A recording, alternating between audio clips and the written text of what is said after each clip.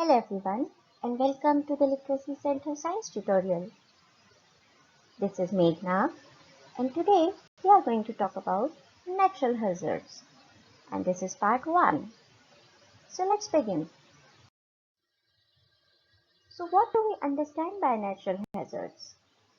A natural hazard is a threat of a naturally occurring event which will have a negative effects on humans.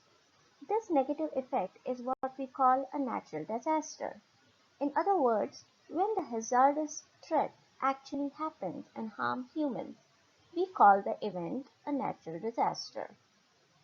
Natural hazards and the resulting disasters are the result of naturally occurring processes that have operated throughout Earth's history. Most hazardous processes are also geological processes. These geological processes affect every human on the earth all the time, but are most noticeable when they cause loss of life or property. If the process that poses the hazard occurs and destroys human life or property, then a natural disaster has occurred. So what are these natural events that we consider as natural hazards, or we call them disasters?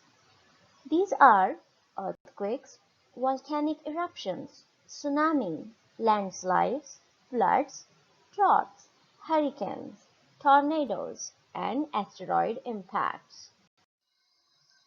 So have you ever think about it that why these processes are hazardous to us? All of these processes have been operating throughout Earth history, but the processes have become hazardous only because they negatively affect us as human beings. There is one point to consider. There would be no natural disasters if it were not for humans, right? Without humans, these are only natural events. And what are the risks? Risk is characteristics of the relationship between humans and geological processes. We all take risk every day. The risk from natural hazards, while it cannot be eliminated, can in some cases be understood in such a way that we can minimize the hazards to humans and thus we can minimize the risk. To do this, we need to understand something about the processes that operate and understand the energy required for that particular process. Then we can develop an action to take to minimize the risk. Such minimization of risk is called hazard mitigation. So are we responsible for these hazards or natural events? Although humans can sometimes influence natural disasters, for example, when poorly we design results in flood. Other disasters that are directly generated by humans, such as oil and toxic material spills and pollution. Also, massive automobile or train wrecks, airplane crashes, and human-induced explosions are considered technological disasters and will not be considered in this course except when they occur as a secondary result of a natural disaster. These are hazards that occur as a result of human interaction with the environment.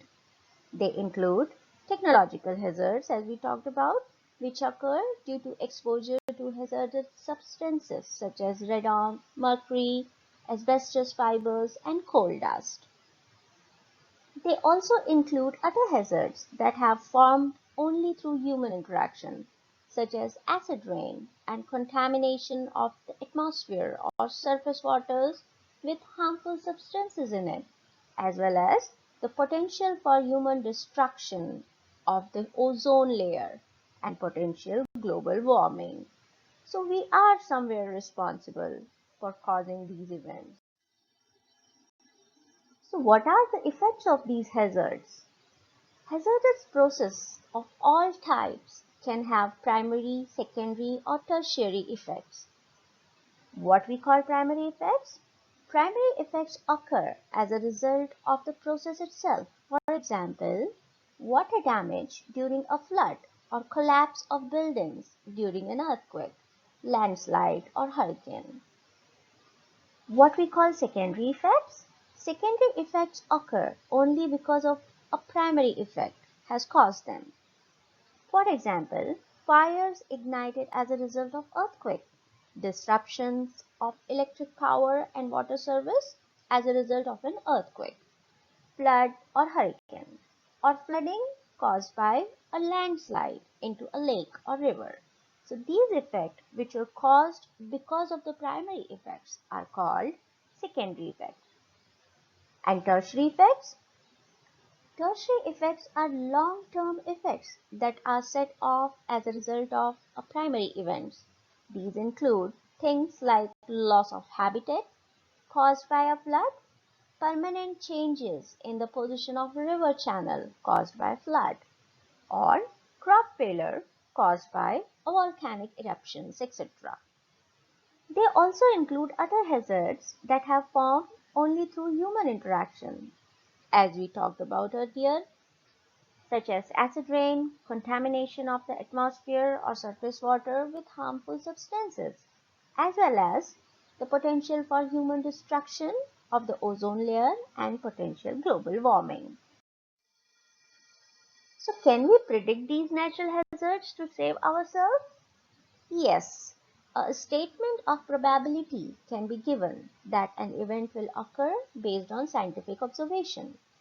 Such observation usually involves monitoring of the process in order to identify some kind of precursor events, an anomalous small physical change that may be known to lead to a more devastating events. For example, hurricanes are known to pass through several stages of development: tropical depression, tropical storm, and hurricane.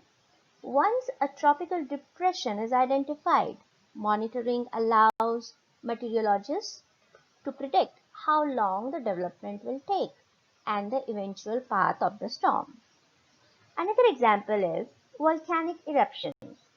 Volcanic eruptions are usually preceded by a sudden increase in the number of earthquakes immediately below the volcano and changes in the chemical composition of the gases emitted from the volcanic vent.